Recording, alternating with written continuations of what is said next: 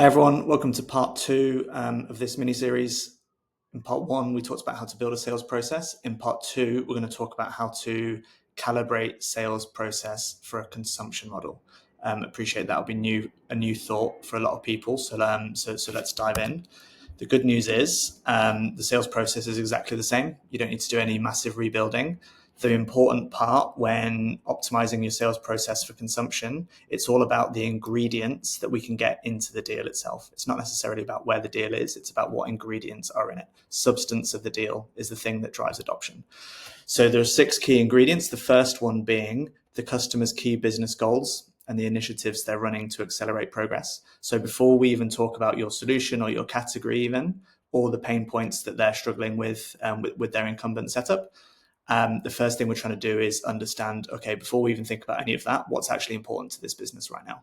That will lean in towards value drivers, which will be a phrase that lots of you kind of familiar with playbook sales will know already. We're trying to understand before we even think about category level problems or solution level problems, what are the big goals driving this organization now? Is it growth oriented? Is it cost savings oriented? Is it compliance? And then crucially, what are the actual initiatives or projects that they're running to demonstrate that? An easy way to develop at this is just think about your own organization. Think about if you were the CEO, like what would be top of mind for you right now? And what are you actually doing and running that is an accelerator to progress there by way of initiatives and projects? The second one is, put simply, what's actually the problem they need to solve? And does it matter enough that it's going to hinder progress towards those big business goals? The biggest thing you'll find in lots of deals is, there's pain there, but does that pain really matter? It's very cliche in sales and in enablement, particularly, to kind of talk about second and third level questions and negative consequences. Really what we're trying to understand is, would executives in this company actually care about this problem? And why would they have urgency to do something about it now? And then the third one is why your solution's best equipped to solve that problem. So not just are you aligned with the requirements, do you do the requirements, but why are you the best suited against those requirements?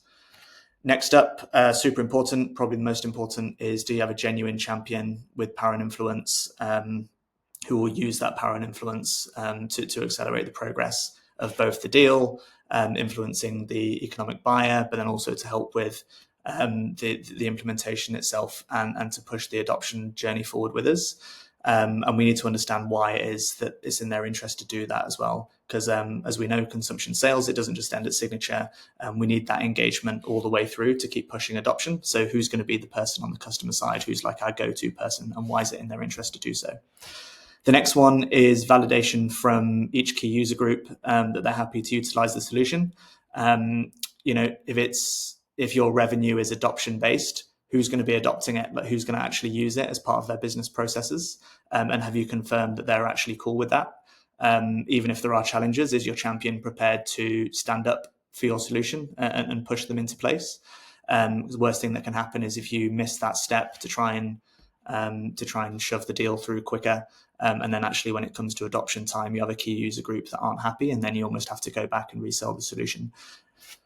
And then last of all, acknowledgement from the EB or that roll-up executive of why you've actually been selected, but from an executive lens, not from a solution lens, but from that kind of value driver, like point one lens, like how is it going to be an accelerator to cost savings? How's it going to be an accelerator to scalability? How's it going to be an accelerator to speed to market? How's it going to be an accelerator to compliance? And we absolutely need to know that through their language, because they're going to be a massive aid for us in pushing that adoption.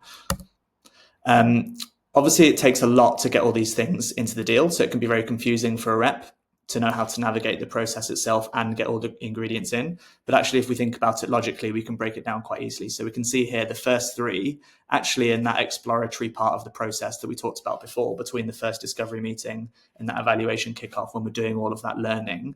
Actually, we should have those first 3 kind of nailed down by that time. We'll still continue to refine them. We'll still continue to get different people's perspectives on them as we go through the evaluation. But actually, you can run a really good evaluation kickoff, and we'll get to those if you've got the bones and the foundations of those in place. Similarly, champions don't just fall out of thin air. Like, we have to kind of identify them and build them and test them and then use them. So by the time you're sitting down for that evaluation kickoff, you need to know who that person is that you want to partner with you through the engagement. And then you're going to use the evaluation itself to continue building their confidence, but also testing them to make sure that they actually have the power and influence that they might say they do. And then when it comes to go, no go time, can they get the economic buyer in the room and can they influence them?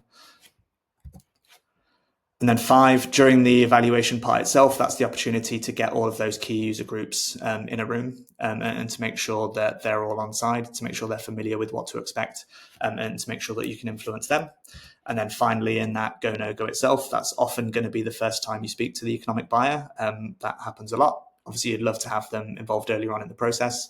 The lower segment you are, the more chance there is that they're involved super early. But as you go up market, there's more chance that they might not have too much context on the opportunity until it actually gets to that kind of go, no go, like time to decide stage. So being able to make sure that they can articulate in their own language, like the reasons why they're going to buy. And that's really, really good reinforcement for us to give us confidence that we can go and drive the adoption needed across stakeholders. So what that means is when we're going through these sales processes, it means we can start talking about our deals in the right way. So if your CRO or VP sales says to you, hey, can you walk me through this deal? It's not a, hey, they've got this pain point and that's why they engage with us. Like, here's how we should be able to talk about our deals, particularly if we're in the evaluation stage.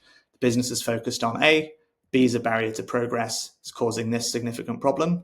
To solve B, here's what they need, and that's going to put them back on track to achieve A. So your A kind of items here are like those big business level things. Your B items are like the category solution level things. And then C ultimately is the kind of why does it matter enough that they need to do something about it piece. And that's really what sales is. It's uncovering how is C a barrier to A, and then how are we best equipped to solve B. And just to repeat something I alluded to earlier, knowing where a deal is in the process is good. Like, that's fine. Everyone needs to speak the same language, but actually what you really need to know is what's in this deal, what substance is in there. And through good coaching and through good work with your teams, hopefully those two things can actually be the same. So if something's in the evaluation part, if it's in scope or if it's in discovery, people know exactly what that means and what's expected of it. And then it's way easier and faster for you to hold people to account. Thank you.